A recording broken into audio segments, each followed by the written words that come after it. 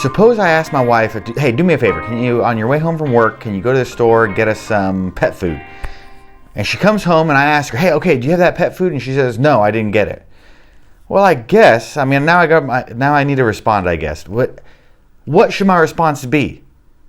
Should I be super extreme and just get really upset? Oh, I can't believe you didn't get it. I know I asked you to get it, and why didn't you want to get it from me? Is this something personal? I could just totally blow it out of proportion, right? But that seems pretty extreme just because she didn't get some pet food. It's not very charitable. In fact, if I think about it, there's a million different possible reasons that maybe she didn't get it. Maybe she went to the store, but they didn't have any in stock, or maybe something else came up. She had to work late, whatever. I don't know the reason. All she said was she didn't get it, right? I don't really know why she didn't get it. So why would I just assume the worst in her and then get all upset about it? This all comes back to this idea, this principle of charity. I think this works in our personal relationships, and I think it also works in our intellectual discussions. The principle of charity says that we should always be charitable, or have the to boil it down, we should have the best view of the person we're talking to. So if they make a certain argument or they make a claim that I could kind of take two different ways, I should assume the best in them, assume that they're well motivated, assume that they're being rational, that maybe if there's two arguments for the same conclusion and one's good, one's bad, and they tell me they have the conclusion, maybe I should just assume that they've got a good reason for their conclusion, even if I disagree with it. That's the idea of the principle of charity. And the reason I'm thinking about this a lot lately is when I look at the Christians in my own life that I actually interact with in the real world, they're pretty charitable people. They're friendly and loving and accepting, pretty inviting. I see them interact with people who are other Christians. I see them interact with people who are not Christians. I don't see them as being overly judgmental. Now, sure, are there Christians out there who are judgmental, are unloving? I'm sure that there are. But I'm just saying, by and large, when I think about the people in my own life that are Christians, they're pretty level-headed people.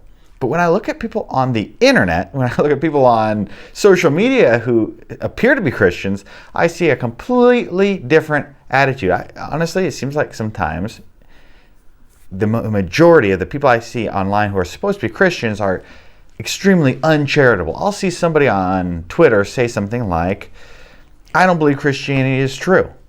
And they could just say just that statement, nothing else. And I'll see people in the comments or the responses to the post being absolutely just over the top aggressive with this person and making claims like, oh, the only reason you don't like Christianity is because you want to engage in some type of sin, or the only reason you want to engage in, or you don't believe in Christianity is because you aren't smart enough to understand it, or because you can't put the the evidence is in front of you. It's so obvious you're just being ignorant, you're being intentionally obtuse.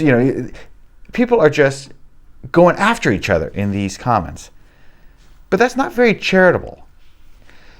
The principle of charity would kind of ask me to kind of think about things the way that the opponent, or the person who we're disagreeing with, maybe we don't want to say opponent, the person that we're disagreeing with would think. Now, if I was one of these people if I posted on the internet, hey, I don't think Christianity is true, and a bunch of people who are Christians immediately just assumed that the reason I'm not a Christian is because I'm dumb, because I haven't thought about this, because I have some type of sinister motivation. I have some vice that I just love to engage in, and that's why I won't be a Christian.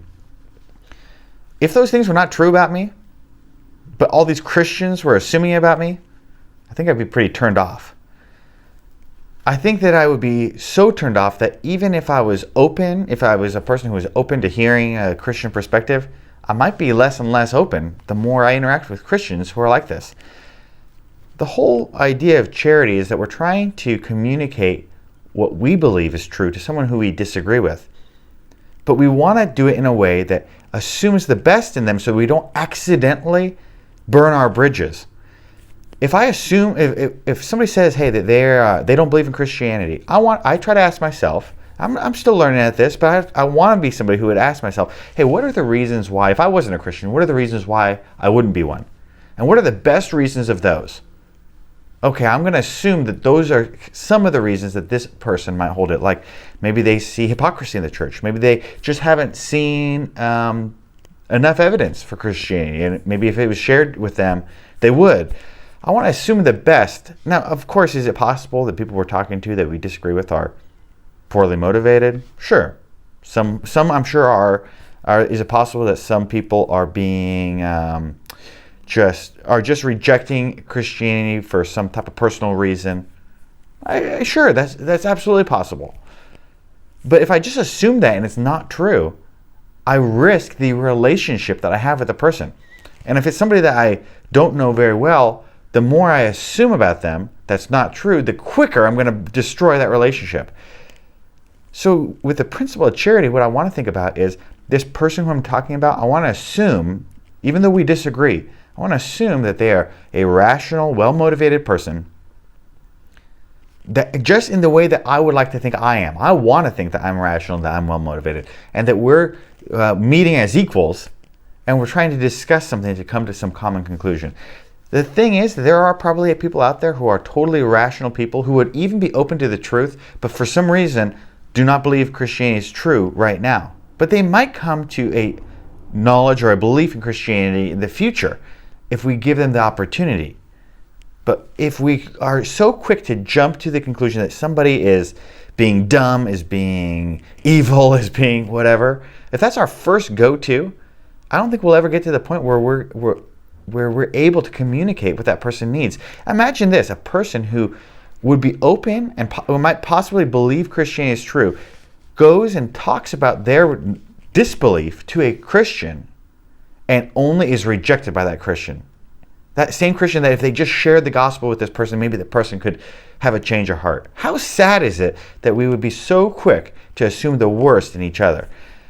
As a Christian, I hope that I will one day become somebody who's extremely charitable. And I think if we engage in, when we're having our intellectual, our religious conversations with one another, I think if we are charitable with one another, assume the best in each other, I think that's the best roadmap to having true, deep, meaningful conversations where we can really hear one another and be heard.